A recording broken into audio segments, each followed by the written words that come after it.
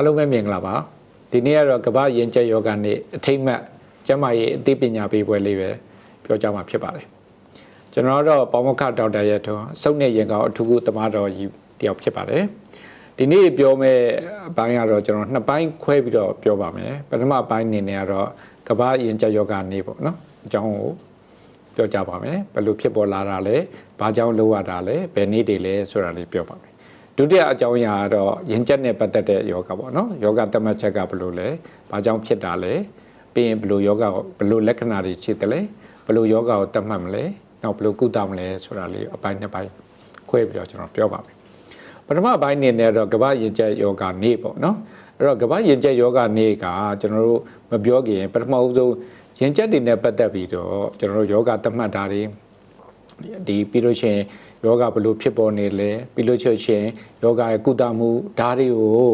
အားလုံးတစ်ကမ္ဘာလုံးအနေနဲ့စနစ်တကျလေးနဲ့ကုသလို့ရအောင်ဆိုပြီးတော့ဒီအဖွဲ့အစည်းတစ်ခုကနေပြီးတော့တာဝန်ယူတော့နှစ်စဉ်ကျွန်တော်တို့ဒီ guideline သဘောမျိုးလေးထုတ်နေတဲ့အဖွဲ့တစ်ဖွဲ့ရှိပါတယ်အဲ့ဒီအဖွဲ့ကတော့ကျွန်တော်တို့ Global Initiative for Asthma လို့ခေါ်တဲ့ GINA ဆိုတဲ့အဖွဲ့ပါဒါကတော့1993မှာစတင်ပြီးတော့ဖွဲ့စည်းပါတယ်သူကနေဥဆောင်ပြီးတော့1998မှာယဉ်ကျေးယောဂများပြားလာတဲ့အတွက်ကြောင့်မို့လို့เนาะယဉ်ကျေးယောဂလူနာများပြားလာတဲ့အတွက်ကြောင့်မို့လို့အားလုံးပို့ပြီးတော့ဒီယဉ်ကျေးယောဂကိုပို့ပြီးတော့ဂရုပြုလာနိုင်ဖို့ထဲထဲဝင်လေးနားလဲနာနိုင်ဖို့ဆိုတဲ့ရွေးချက်တွေနဲ့ကျွန်တော်တို့ One Asthma Day လို့ခေါ်တဲ့ကမ္ဘာယဉ်ကျေးယောဂနေ့ကို1998မှာစတင်ပြီးတော့ကျင်းပလာကြပါတယ်เนาะအဲ့နေ့ကိုတော့ဖြင့်ကျွန်တော်တို့ကဘယ်နေ့ကိုသတ်မှတ်ထားလဲဆိုရှင်မေလပေါ့နှစ်စဉ်နှစ်တိုင်းမေလရဲ့ပထမအင်္ဂါနေ့နော်ပထမအင်္ဂါနေ့ပေါ့အခုဒီနှစ်ပါဆိုလို့ရှိရင်တော့ကျွန်တော်တို့မေလ6ရက်နေ့အင်္ဂါနေ့ကြာရောက်ပါလေပေါ့နော်ဟိုနေ့1998မှာကမ္ဘာယဉ်ကျေးယောဂနေ့လို့သတ်မှတ်ပြီးတဲ့အချိန်မှာတဖြည်းဖြည်းနဲ့လာကြတဲ့အခါမှာ2016မှာကြာလို့ရှိရင်ယဉ်ကျေးယောဂလည်းတူတဲ့ပို့ပြီးတော့တွေ့ရှိလာကြတယ်များပြားလာတော့ဒီကမ္ဘာ Health Organization ပေါ့နော်WHO လို့ခေါ်တဲ့ကမ္ဘာ့ကျန်းမာရေးအဖွဲ့ကနေပြီးတော့ဒီယဉ်ကျေးယောဂဒီเนาะ Major Public Health Importance ပေါ့နော်မကူးစက်နိုင်တဲ့ယောဂတွေမှာတော်တော်လေးလေးထားပြီးတော့ Q design နဲ့ကျွန်တော်တို့ဆောင်ရွက်ရမယ့်ယောဂတစ်ခုအနေနဲ့သတ်မှတ်ခဲ့ပါတယ်ပေါ့အဲ့တော့ဒီနှစ်အတွက်ကမ္ဘာ့ယဉ်ကျေးယောဂနေ့ဆောင်ပုဒ်ကတော့ဖြင့်အင်္ဂလိပ်လိုစာတာတော့ Make Inhale Treatments Accessible for All ဆိုတော့သတ်မှတ်ပါတယ်အဲ့ဒါကိုကျွန်တော်တို့ဆရာအမကြီးတော်ရဲ့နာကျော်ကနေပြီးတော့ဗမာမှုပြုတ်ပြီးတော့ဘာသာပြန်ပေးထားပါတယ်ယဉ်ကျေးယောဂကုသရာရှုစေးအဓိကပါလူနာအားလုံးရရှိရေးဝဝင်စ조사ပေးဆိုပြီးတော့ကျွန်တော်တို့ဘာသာပြန်ဆိုပြီးတော့လူအများကိုကျွန်တော်တို့အသိပေးပါတယ်အဲ့တော့ယဉ်ကျေးကတော့ကျွန်တော်စောစောတင်ပြခဲ့သလိုပဲပေါ့နော်ဒါကမ္ဘာပေါ်မှာတော်တော်အဖြစ်များတဲ့ယောဂတစ်ခုအနေနဲ့ရှိပါတယ်အဲ့ဒါကလည်းလူပေါင်းကကျွန်တော်တို့ဒီတန်းပေါင်းက260လောက်ရှိပြီးတော့တစ်နှစ်ကိုလူ4သိန်းခွဲလောက်တည်ကြည်တယ်လို့ဆိုပြီးတော့စစ်တမ်းများသိရှိရပါတယ်မြန်မာမှာလည်းယဉ်ကျေးယောဂလူနာဒီအတွက်တော်တော်များများတွေ့ရှိရပါတယ်ဒီစောစောပြောခဲ့တဲ့လူ4သိန်းခွဲလောက်တစ်နှစ်စဉ်တည်ဆုံးနေရတဲ့ကိစ္စတွေမှာဆိုလို့ရှိရင်တော့ဖြစ်အကြောင်းရင်းတွေကိုပြန်ကြည့်လိုက်တဲ့အခါမှာဒါတွေဟာကောက်ွယ်ကုသလို့ရတဲ့အကြောင်းရင်းတွေကိုတွေ့ရပါတယ်နော်အဓိကပြောချင်တာကတော့ကျွန်တော်တို့ဒီယဉ်ကျေးယောဂမှာကုသတဲ့အခါမှာဆေးဝါးတွေသုံးဆွဲတဲ့အခါမှာရှုဆေးတွေကအဓိကကြပါတယ်အဲ့ရှုဆေးထဲမှာဆိုလို့ရှိရင်လေပြွန်ချက်တဲ့ရှုဆေးရှိတယ်လေပြွန်ကြောင့်ကြားတဲ့ရှုဆေးရှိတယ်ကိုတီကိုစတီရိုက်လို့ခေါ်တာပေါ့အဲ့ကိုတီကိုစတီရိုက်ရှုဆေးတွေကတော့အဓိကယဉ်ကျေးယောဂကုသကမှာအဓိကကြတယ်ဒါပေမဲ့သူတို့ကဈေးမြင့်ပါတယ်လူတိုင်းလက်လန်းမိဖို့နည်းနည်းခက်နေတဲ့အခြေအနေရှိနေပါသေးတယ်အဲ့ဒီရှုသေးတွေကိုသာကောင်းကောင်းရှုနိုင်တယ်ဆိုလို့ရှိရင်သောတော့ပြောတဲ့ asthma death လို့ခေါ်တဲ့ယဉ်ကျေးယောဂနဲ့ဆိုင်တဲ့သေဆုံးမှုတွေကိုကျွန်တော်တို့ကောက်ွယ်ပေးနိုင်တယ်ဒါကြောင့်ဒီနှစ်ဆောင်ပုဒ်ဒီကျွန်တော်တို့ကအဲ့ GINA ကနေပြီးတော့ထုတ်ပြန်ထားတာ Make Inhale Treatments Accessible or ကျွန်တော်စောစောပြောခဲ့သလိုပဲရှုဆေးများကိုအဓိကကြတဲ့အတွက်ကြောင့်အားလုံးဒီရရှိနိုင်ဖို့အရေးကိုစူးစမ်းပေးရမယ်ဆိုတဲ့ဥစ္စာလေးကိုဒီနေ့က team ပေါ့နော်စောင့်ဖို့အနေနဲ့ထားရှိပါတယ်ဒါကိုကျွန်တော်တို့အဓိကဝိုင်းပြီးတော့လှုပ်ဆောင်ပေးရမှာဖြစ်ပါတယ်ဒါတော့ပထမပိုင်းဖြစ်တဲ့ကမ္ဘာယဉ်ကျေးယောဂနေ့ အကြောင်းလေးကိုကျွန်တော်အနှစ်ချုပ်လေးအချင်းချုပ်လေးပြောပြပေးတာပါဒုတိယအကြောင်းအရာကတော့ကျွန်တော်တို့ရင်ကျက်ယောဂဆိုတာကိုနော်နည်းနည်းလေးလိုတိုရှင်းလေးနားလည်အောင်ဆက်ပြီးတော့ပြောပြပါမယ်တချို့လည်းဒါကိုပန်းနာရင်ကျက်လို့လည်းပြောတယ်နော်ဒါပေမဲ့ကျွန်တော်အနေနဲ့ကတော့ရင်ကျက်လို့ပဲတုံဆွဲတာကိုပို့ပြီးတော့သဘောပေါက်ကြတာပေါ့နော်ဘာဖြစ်လို့ဆိုရှင်ပန်းနာရင်ကျက်လို့ပြောလိုက်လို့ရှင်လူတွေရဲ့ခံစားနေတဲ့လူတွေထဲမှာပို့ပြီးတော့နည်းနည်းလေးစိတ်ပိုင်းဆိုင်ရာလေးနည်းနည်းထိခိုက်သွားမလားလို့ထင်တဲ့ကြောင့်ကျွန်တော်တို့ရင်ကျက်ယောဂလို့ပဲပို့ပြီးတော့တုံဆွဲပါတယ်နော်ဒါမဲ့ကျွန်တော်တို့ဒီအသိပညာပေး pamphlet တို့ဘာလို့ထုတ်တဲ့ခါမှာကျတော့ပန်းနာရင်ကျက်ဆိုတဲ့နာမည်လေးကပို့ပြီးတော့လူသိများလို့တုံဆွဲထားတာပေါ့နော်အဲ့တော့သူ့ယောဂရဲ့အကြောင်းအရာဘလို့ဖြစ်ပေါ်တာလဲဆိုတဲ့ဥစ္စာမှာကျွန်တော်အဆုတ်ထဲမှာလေပြွန်လေးတွေရှိပါတယ်အဲ့လေပြွန်လေးတွေရဲ့ဒီအသက်ရှူတဲ့လေပြွန်လေးတွေရဲ့ဒီလေပြွန်များကကျွန်တော်တို့တခုခုကဓာတ်မတည့်ဘူးဖြစ်ပေါ်လာတဲ့ခါကျလို့ရှိရင်တာမန်နဲ့ပို့ပြီးတော့တုတ်ပြန်မှုများပြားပြီးတော့မြန်ဆန်လာတာဖြစ်ပါတယ်နော်ဆိုလိုဒီမှာကျွန်တော်တို့မကောင်းတဲ့အမွေတွေရှူမိတာအနန္တတွေရှူမိတယ်လေပြွန်တွေကရောင်းတယ်ပြီးလို့ရှိရင်လေပြွန်တွေကကျင်းပြီးပိတ်သွားတယ်ဒါမျိုးလေးတွေဖြစ်သွားလှုပ်ဆော်တဲ့ဓာတ်တစ်ခုခုနဲ့တွေ့သွားတာပေါ့ဒါဒီအနက်လည်းဖြစ်ကောင်းဖြစ်မယ်အစားတောက်လည်းဖြစ်ကောင်းဖြစ်မယ်ရာသီဥတုပြောင်းလဲခြင်းလည်းဖြစ်ကောင်းဖြစ်နိုင်ပါတယ်ဒါတွေကနေပြီးတော့လေပြွန်တွေကျင်းတယ်ပိတ်သွားတယ်ကိုဖြစ်ပေါ်တယ်အဲ့ခါကြလို့ရှိရင်လူနာတွေကအသက်ရှူကျက်လာတယ်ပြီးလို့ရှိရင်မောပန်းလွယ်တယ်ချောင်းဆိုးတယ်အချောက်ပဲတလိပ်ကတိတ်မထွက်ဘူးအသက်ရှူတဲ့အခါမှာတရှုရှိနဲ့အတန်မီတယ်ပြီးညဘက်အိတ်နေတဲ့အချိန်မှာချောင်းဆိုးတာရင်ကျက်တာတွေကရင်ကျက်ယောဂဝေဒနာများမှာခံစားရပါတယ်ပြီးရင်တိတ်ဆိုးတာတဲ့ခါကျလို့ရှိရင်အရန်ဆိုးပြီးတော့ကျွန်တော်တို့အရေးပေါ်တွေကြောင့်ဆေးရုံတက်ရတယ်အဲ့တော့ဘာလို့ခေါ်လဲဆိုရှင် asthma exacerbation လို့ခေါ်တယ်ရင်ကျက်ယောဂကြွခြင်းလို့ခေါ်ပါတယ်အဲ့ဒီယောဂကြွစေတဲ့အကြောင်းရင်းတွေကိုပြန်ပြီးကြည့်တဲ့ခါကျလို့ရှိရင်ကျွန်တော်တို့ကမျိုးစုံပါဝင်တယ်ပေါ့နော်နာသီချောင်းဆိုးအေးမိတာတွေတက်ပါတယ်ပြီးရင်ဓာတ်မတည့်တဲ့အစားတောက်များစားမိလို့လည်းပါတယ်ဓာတ်မတည့်တဲ့အစားတောက်ဆိုတဲ့ဥစ္စာကတော့တယောက်နဲ့တယောက်မတူဘူးဗျမတူဆိုတာကတခါကျတယောက်ကတော့စားရတယ်ဘာမှဖြစ်ဘူးနောက်တယောက်စားလို့ရှိရင်ဖြစ်တယ်တချို့အသားတွေလည်းအတူတူပဲအသီးနှံတွေလည်းအတူတူပဲပေါ့နော်ဒါပေမဲ့တော်တော်များများလာပြောကြတာကတော့ဆူရှာတဲ့အနံ့ပေါ့ရေမွေးနော်နောက်ပြီးလို့ရှိရင်အိတ်သုတ်ဆေးအမိုက်တွေမီးရှို့တယ်အဲ့ဒါတွေကိုရှုမိတဲ့ခါကျတော့တော်တော်လေးဖြစ်ပါတယ်အဲ့တော့ကျွန်တော်လူနာများတည်လည်းပဲအဲ့လိုမျိုးရေမွေးရှုမိတာတို့နော်အဲ့ခန်းပြင်စင်နေတာအိမ်သုတ်စိတ်လေးသွားအိမ်သုတ်ဆေးကိုသွားရှုမိတာတို့ပြီးရင်ဘေးဟန်နဲ့အမိုက်ကိုမီးရှို့လို့ရှုမိတာလို့နဲ့ပဲဆေးရုပ်ဆေးကန်းတွေရောက်လာကြတာတွေ့တယ်နောက်အခုတလောဖြစ်ပေါ်နေလို့ပဲရာသီဥတုပြောင်းလဲပေါ့ပူလိုက်အေးလိုက်ဖြစ်တယ်အဲ့လိုပြောင်းလဲတွေဖြစ်လို့ရှိရင်လေရင်ကျက်ကြွစေပါတယ်တချို့ကပူလို့ရှိရင်ဖြစ်တယ်တချို့ကအေးလို့ရှိရင်ဖြစ်တယ်နောက်တစ်ခုလူနာကိုယ်တိုင်ဆက်လက်တောက်ရလည်းဖြစ်နိုင်တယ်နောက်ဒါပေါင်းမလို့ရှိရင်တခြားလူတောက်တဲ့ဆက်လက်အမွေကိုရှုမိလို့ရှိရင်လေရင်ကျက်ကြွစေအောင်ဖြစ်စေတယ်နောက်တစ်ခုကတော့စိတ်ပိုင်းဆိုင်ရာနဲ့ဆိုင်တယ်တခါခါကြလို့ရှိရင်စိတ်ဖိစီးတယ် stress တွေများတယ်လုပ်ငန်းခွင်မှာလုပ်တွေများတဲ့ခါကြလို့ရှိရင်စိတ်ဖိစီးပြီးတဲ့ခါကြလို့ရှိရင်ပို့ပြီးတော့ရင်ပိုချက်တယ်လူမျိုးလူနာတွေကျွန်တော်တွေ့နေရတယ်ကျွန်တော်စိတ်ကမ်းမှာလည်းရောက်လာတယ်ပေါ့နော်ပြီးစိတ်လှုပ်ရှားတယ်နော်နောက်တချို့ကလေးတွေပေါ့ဗျာဆောင်းမနေလို့ရှိရင်စိတ်လှုပ်ရှားလို့ရှိရင်လည်းအဲ့ဒါမျိုးလေးတွေကရင်ကျက်ကြွတတ်ပါတယ်နော်တခါကျငိုတယ်ရီးတယ်ဒေါသထွက်တယ်ဒါတွေကလည်းရင်ကျက်ကိုကြွစေပါတယ်ဒါလေးတွေကိုသိခြင်းအပြင်ဒါလေးတွေကိုရှောင်ရှားနိုင်ရတော့ယောဂကြွခြင်းအနေနဲ့ဟိုတင်ပေါ့နော်ရော့စေတာပေါ့နော်ဒါလေးတွေဖြစ်စေဒါဖြင့်ဒီရင်ကျက်ယောဂဘာကြောင့်ဖြစ်တာလဲဘလို့ဖြစ်တာလဲအဓိကကတော့အကြောင်းရင်းကတော့ကျွန်တော်တို့နှစ်ခုပေါ့တစ်ခုကမျိုးရိုးဗီဇမျိုးရိုးဗီဇဆိုတော့မျိုးရိုးလိုက်တာပေါ့ဗျာမျိုးရိုးလိုက်တာလဲတခါခါကြလို့ရှိရင်ပြောတာလွယ်ပေမဲ့တခါကြလို့ရှိရင်အဖေမေမှာနော်မရှိဘူးဆိုလို့ရှိရင်ကျွန်တော်တို့ကတခါထပ်မိတယ်အဖိုးဘွားမှာရှိသလားတခါကြအဖိုးဘွားမှာရှိတယ်ကြော်သွားတာမျိုးလည်းဖြစ်ကောင်းဖြစ်နိုင်တယ်မျိုးရိုးဗီဇဒါကြောင့်မလို့စောစောပြောတဲ့အခါမှာရင်ကျက်လို့လာလို့ရှိရင်ကျွန်တော်မျိုးရိုးဗီဇရှိလားမရှိလားဆိုတော့မရဘူးနောက်တစ်ခုပတ်ဝန်းကျင်နေတာဖုန်တွေများတယ်မှုန်တွေများတယ် air pollution တွေရှိတယ်ဒါတွေကနေလေပြွန်နိုင်ရန်လေးတွေကိုပြောင်းလဲမှုဖြစ်ပြီးတော့ရင်ကျက်တွေကြွစေတယ်တခါကျမျိုးရိုးဗီဇရောပတ်ဝန်းကျင်ရောနှစ်ခုပေါင်းပြီးတော့အကြောင်းအရာတွေရောနှစ်ခုပေါင်းပြီးတော့ရင်ကျက်ကိုဖြစ်စေတာတွေလည်းရှိတယ်အဲ့တော့အကြောင်းရင်းကတော့ဖြစ်နိုင်ခြေရှိတာတော့ဒီနှစ်ခုကတော့အဓိကဖြစ်ကြတာများပါတယ်ကြွစေတဲ့အကြောင်းရင်းကတော့ကျွန်တော်စောစောပြောခဲ့တဲ့ဥစ္စာတွေကယောဂကိုကြွစေတာဖြစ်ပါတယ်အဲ့တော့နောက်တစ်ခုကယောဂကိုဘယ်လိုသတ်မှတ်မလဲကျွန်တော်တို့မေးတယ်ဆရာရင်ကျက်ယောဂကျိတ်တိလားအဲ့လိုမေးရင်ကျွန်တော်တို့မှနည်းနည်းတချို့လူနာတွေမှာလွယ်ပေမဲ့တချို့လူနာတွေမှာခက်ပါတယ် ကျွန်တော်တို့ရဲ့ယောဂတတ်မှတ်မှုကအဓိကတော့ယောဂလက္ခဏာတွေပဲစောစောပြောတဲ့ယောဂလက္ခဏာတွေကိုချောင်းဆိုးတယ်ရင်ကျက်တယ်ရှူအတန်မြည်တယ်ဘယ်ချိန်မှဖြစ်တာလဲမတည့်တဲ့အစားတောက်တဲ့စားမိဖြစ်တယ်ရာသီဥတုအပြောင်းလဲမှဖြစ်တယ်အဲ့ဒါလေးတွေဆိုရင်တော့ကျွန်တော်တို့အနေနဲ့ရင်ကျက်ကိုပို့ပြီးတော့ဖြစ်တိုင်ဖို့ပို့များလာတာပေါ့နော်ပြီးလို့ရှိရင်ကျွန်တော်တို့မျိုးရိုးဗီဇရှိသလားရှိတယ်ဆိုလို့ရှိရင်တော့ကျွန်တော်တို့ကပို့ပြီးတော့ချိန်သေးပါတော့ပေါ့နော်မရှိရင်လည်းမဖြစ်နိုင်ဘူးလို့တော့မပြောနိုင်ဘူးတခါကျအရင်တော့မဖြစ်ဘူးခုမှ initial စဖြစ်တယ်ပထမဆုံးစဖြစ်တာတွေလည်းရှိကောင်းရှိနိုင်တယ်အဲ့ဒါတွေကလည်းကျွန်တော်တို့ကတွားပြီးတော့မဟုတ်ဘူးလို့တော့ပြောလို့တော့မရဘူ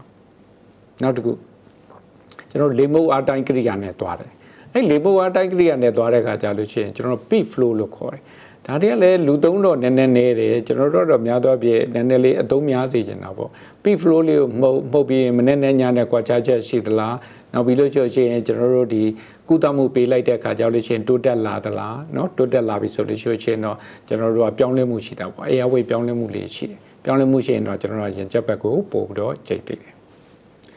်နောက်တစ်ခုကကျတော့အဆုတ်အားတိုင်းတဲ့ကိရိယာလို့ခေါ်တယ်ကျွန်တော်တို့ spirometry လို့ခေါ်တယ်သူကတော့ပို့ချိန်သိတာပေါ့နော်ကျွန်တော် FEV1 တို့ FVC တို့ဒါတွေကတော့အသုံးနှုန်းလေးတွေရှိတယ်အဲ့ဒါတော့လေပြွန်ခြင်းတဲ့လက္ခဏာလေးတွေကိုကြည့်အဲ့ကောင်နဲ့ကြည့်ဒါတွေဒီလက္ခဏာတွေနဲ့ကြည့်ပြီးတဲ့အခါကျလို့ရှိရင်ကျွန်တော်တို့တိုင်းတာတဲ့အခါကျလို့ရှိရင်တော့ပို့ပြီးတော့တီးကြရှိတယ်ပြီးရင်လေပြွန်ချက်သေးလေးတွေကိုရှူတယ်ပြီးလို့ရှိရင်တစ်ခါပြန်တိုင်းတယ်လေပြွန်ရဲ့ကျင်းတဲ့အတိုင်းတာဖြစ်တဲ့ FEV1 တို့ဘာလို့ပို့ကျလာရဲဆိုရင်တော့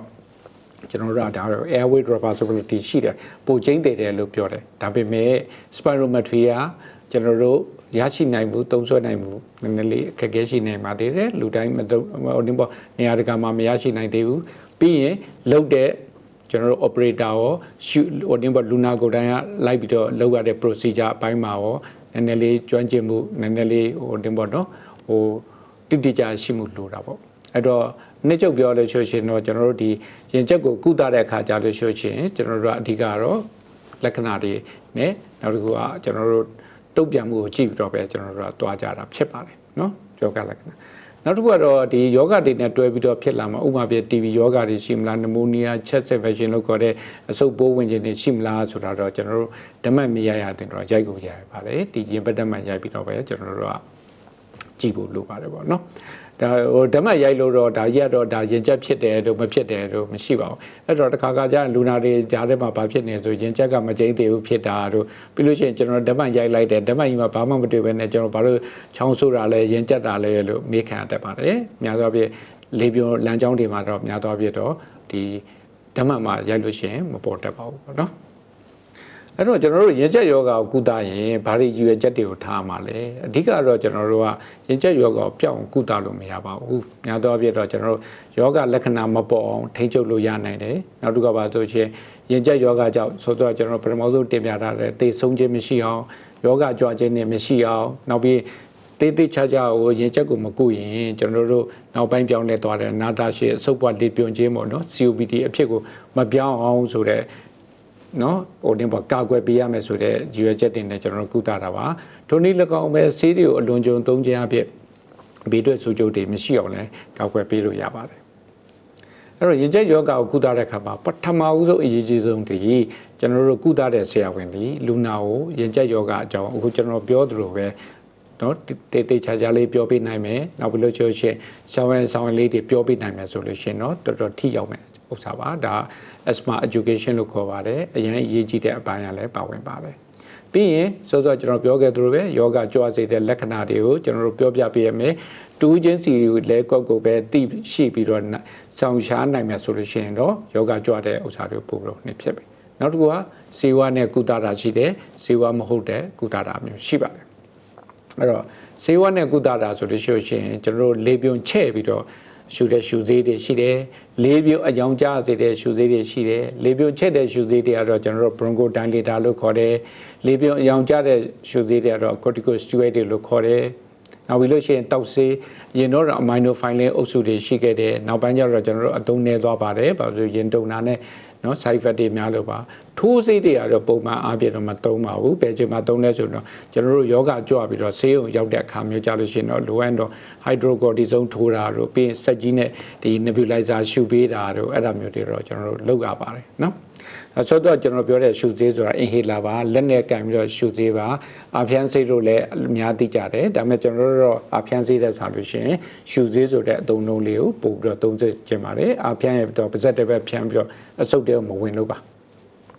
နောက်ဒီပုံလေးပါလဲကျွန်တော်ပြထားတာလေပြုံကျင်းနဲ့ပိတ်တာရှိတယ်လေပြုံနိုင်ရန်ထူမာတာရှိတယ်ဒါကြောင့်လေပြုံကျင်းတာပိတ်တာကိုဦးစားပေးပြီးတော့ကုသတာရေတူကုသမှုအဲ့ဒါကခဏတစ်ပြုတ်ကုသမယ်ဒါကိုရေရှည်ကုသမှုပါကျတော့အယောင်ကြောင်ကုသရတယ်အယောင်ကြောင်ကုသတဲ့အခါမှာကျွန်တော် corticosteroid တွေပါတယ်အဲ corticosteroid ရှုသေးတွေကိုကြာကြာရှုမှသာလေဒီဘက်ညာဘက်မှာရှိတဲ့လေပြုံနိုင်ရန်ထူတာမာတာတွေမှာဖြစ်မှာဒါမှနောက်ဆက်တွဲတွေကဘာဖြစ်ဆိုရှင်ဆေးမတိုးတော့ဘူးဟာဟိုဒီရှူလည်းမထူတော့ဘူးဆိုတဲ့ပြဿနာတွေနေသွားမှာဖြစ်ပါတယ်နှမို့ဆိုလို့ရှိရင်အခုလည်းကျွန်တော်တို့ recently ပေါ့နော်လူနာတယောက်တွေ့တယ်စက်ကြီးနဲ့ဒီ bronchodilator တွေပဲရှူနေတယ်မရဘူးဆိုတာပဲကျင်းကျက်တယ်အခုဆိုဆေးရုံရောက်နေပြီပေါ့နော်အဲ့တော့ကျွန်တော်ပြောတယ်ခင်ဗျာစက်ကြီးနဲ့လှုပ်လဲမရဘူးလေပြုံရောင်ကြတဲ့သူသိတွေမှတ်မှန်ရှုမှအဆင်ပြေနိုင်တယ်ဆိုတော့လိုပဲပညာပေးရပါတယ် smart education ပေါ့နော်နောက်တစ်ခုကဆေးဝါးမဟုတ်တဲ့ကုသမှုပေါ့နော်အဲကုသမှုလမ်းကြောင်းများကိုလည်းဟိုနည်းပြောဒါတည်းကတော့စောစောကျွန်တော်ပြောခဲ့တဲ့ asthma ဟိုနည်းပေါ့နော်ထစေတဲ့အကြောင်းရင်းတို့ဖယ်ရှားတာပဲစလိတ်တောက်တဲ့ရင်စလိတ်ဖြတ်ဖို့လိုပါတယ်ဥမာပြခန္ဓာကိုယ်ကဝါလုံနေတယ်ဝိတ်ကြနေဝိတ်တက်နေတယ်ဆိုလို့ရှိရင်ဝိတ်ချပေးရပါမယ်ပြီးယောဂလက္ခဏာကိုဖြစ်စေတဲ့ယောဂကြွစေတဲ့ဖြစ်စေတဲ့အကြောင်းချက်များကိုရှောင်ရှားဖို့လိုမယ်နောက်တစ်ခုကဘာဆိုကျွန်တော်တို့အဆုတ်ယောဂတွေမှာများတော့ပြကြွတဲ့ဥစ္စာတွေမှာကျွန်တော်စောစောပြောပြီးမိနာစီချောင်းဆိုးဒါတွေလည်းပါတယ်အဲ့တော့ COPD ပဲဖြစ်ဖြစ်ဒီရင်ကျက်ပဲဖြစ်ဖြစ်ကာကွယ်ဆေးတွေလုပ်ဖို့လိုမယ်နော်တုပ်ကွေးကာကွယ်ဆေးကိုဗစ်ကာကွယ်ဆေးနမိုးနီးယားကာကွယ်ဆေးတွေထုတ်ဖို့လိုတယ်နောက်တစ်ခုကတော့ကိုယ်လက်လှုပ်ရှားမှုလေးမှန်မှန်လုပ်ဖို့လိုတာလေးတွေတွေ့ရပါတယ်နော်အောက်ဆီဂျင်ကတော့လိုတဲ့ခါကျလို့ရှိရင်ရှူတာပေါ့ဒီအစပါဖြစ်လို့အောက်ဆီဂျင်ရှူရမယ်တော့မဟုတ်ပါဘူးဆေးရုံရောက်တဲ့ခါမှာအောက်ဆီဂျင်ရှူပြီးတော့ကုသမှုတို့ဘာလို့လဲရှိကောင်းရှိနိုင်တယ်ပါနော်အဲ့တော့ကျွန်တော်စောစောပြောခဲ့သလိုပဲဒီနှစ်ကစောက်ဖို့ဖြစ်တဲ့တဲ့ပါနော်ဒီရှူသေးကအဓိကရှူသေးကအားလုံးကိုရရှိအောင်လုပ်ပေးဖို့လိုတယ်လို့ပြောပြမယ်လေအဓိကရှူသေးလဲရပြီရှူလဲရှူနေရတာနဲ့မတက်တာတဲ့လူနာတွေရှိတယ်အဓိကဘာလဲဆိုရှင်ရှူသေးရှူတဲ့အခါမှာလွဲနေလို့နော်အဲ့ဒါလေးကျွန်တော်လူနာတွေအများများဆိုတွေ့ရပါတယ်အဲ့တော့များတော့ပြရှုသေးကအမျိုးမျိုးပုံစံမျိုးမျိုးနဲ့ရှိတယ်ဒါပေမဲ့အများသုံးတွေကတော့ကျွန်တော် meter dose inhaler လို့ခေါ်တဲ့ MDI တွေပါကျွန်တော်လက်နဲ့ကြည့်ပြီးတော့ပါဇက်တွေကိုညှစ်ထဲတာပါအာဖျန်းဆေးလို့လည်းအများတော့ခေါ်တယ်ဒါပေမဲ့ကျွန်တော်စောစောပြောသလိုပဲအာဖျန်းဆေးတဲ့ခါကြာလို့ရှိရင်ရှုသေးလို့ပြောပါနော်လုံးဝမဲ့အလုပ်တွေကတော့ကျွန်တော်တို့ဒီအဆင့်လေးတွေပြထားတယ်ကျွန်တော်ဒီပုံထဲမှာပြထားတဲ့အတိုင်းပဲပထမဆုံးရှုသေးဘူးရှုပုတ်ရှုနည်းလေးတွေကပထမဆုံးအဖုံးကိုဖွင့်မှာပြီးလို့ရှိရင်ကျွန်တော်တို့လေးကိုနော်ရှုသွင်းရှုထုတ်လုပ်ပေးဖို့လိုမယ်နော်ရှုထုတ်တာပေါ့လေပြီးရင် shake လုပ်ပြီးတော့ပါဇက်တွေကိုထည့်ညှစ်ချလိုက်တာတပြန်ထဲမှာပါဇက်ကိုရှုသွင်းပေးဖို့လိုပါတယ်နော်ပြီးလို့ရှိရင်အောင့်ထားဖို့လိုတယ်အဓိကပါဇက်တွေကနေရှုသွင်းပြီးရင်အဆုတ်ထဲဝင်သွားတဲ့ခါကျလို့ရှိရင်အောင့်ထားဖို့လိုနှာခေါင်းကရှုသွင်းလဲရပါပဲအဓိကတော့နှာခေါင်းနဲ့ပါဇက်နဲ့နှစ်ခုစလုံးကအဆုတ်ထဲဝင်တာပဲဒါပေမဲ့ကျွန်တော်တို့ကဆေးထည့်တာပါဇက်ကထည့်တဲ့ကြောင့်ပါဇက်တွေကရှုသွင်းလဲရတယ်နော်နှာခေါင်းကတကူတကရှုသွင်းကြမလို့ပြီးရင်အဆုတ်ထဲမှာကျွန်တော်တို့ဆက်ဆက်ကလောက်အောင်ထားပြီးတဲ့အခါကျလို့ရှိရင်ကျွန်တော်ပြီးရင်ပြန်ထုတ်ပေါ့အဲ့တော့တစ်ချိန်လို့ခေါ်ပါတယ်လိုအပ်ရင်နောက်တစ်ချိန်ကုစားရင်10မိနစ်နာပြီးတော့နောက်တစ်ချိန် corticosteroid တွေပါနေတဲ့ဆေးမျိုးကြလို့ရှိရင်တော့ကျွန်တော်တို့ပလုတ်ကျင်းဖို့လိုတယ်ပေါ့နော်အဲ့ဒါလေးတွေရှိပါတယ်အဲ့တော့အခုကတော့ကျွန်တော်တို့ပြောခဲ့တဲ့အထဲမှာနှစ်ပိုင်းပါတစ်ပိုင်းကတော့ကျွန်တော်တို့ဒီကမ္ဘာရင်ကျက်ယောဂနေ့နဲ့ပတ်သက်တဲ့အပိုင်းလေးတွေကိုပြောပါတယ်ဒုတိယတော့ရင်ကျက်ယောဂနဲ့ဆိုင်တဲ့အကြောင်းအရာလေးတွေကိုပြောပါတယ်ပေါ့နော်အဲ့တော့ကျွန်တော်တို့ဒီရင်ကျက်ယောဂလူနာများသည်အခုရင်ကျက်ယောဂအကြောင်းကိုပုံပုံသိရှိနားလည်ပြီးတော့စေဝကုသမှုလေးတွေကိုပုံပုံလိုက်တာနိုင်လို့ရှိရင်တော့ဖြစ်ကျွန်တော်တို့ဒီရင်ကျက်ယောဂတဲ့မဟုတ်ပင်နဲ့လူကောင်းအနေနဲ့နေလို့ရတာပါဒါကြောင့်မလို့ကျွန်တော်စောစောပြောလို့ပန်းနာလို့မပြောဘူးပန်းနာဆိုတာအတော်ကြီးဆိုးဝါးနေတဲ့အဆင့်အဲ့ဒီအဆင့်မရအောင်ကျွန်တော်တို့ရင်ကျက်အဆင့်ကနေပြီးတော့ကျွန်တော်ကုသရင်ပန်းနာအဖြစ်ကိုမပြောင်းလဲတော့ပါဘူးလူကောင်းအနေနဲ့လည်းအားလုံးကိုကျွန်တော်တို့နေ့စဉ်ဘဝကိုဖြတ်တန်းလို့ရပါတယ်နော်အဲ့တော့အနှစ်ချုပ်အနေနဲ့ပြောမယ်ဆိုလို့ရှိရင်ယနေ့ကျွန်တော်ရဲ့ဒီကမ္ဘာရင်ကျက်ယောဂနဲ့အထိမ်းအမှတ်ဟောပြောနော်ကျမကြီးအသိပညာပေးပြောပွဲလေးကိုနားထောင်ပေးနေတဲ့ လူအများစိတ်ချမ်းသာကိုယ်ချမ်းသာရှိပြီးတော့လူရင်းဆန္ဒများပြည့်စုံပါစေလို့ဆန္ဒပြုရင်းနဲ့ကျွန်တော်ရဲ့ဒီပြောပွဲလေးကိုနေကုန်းချုပ်ပါတယ်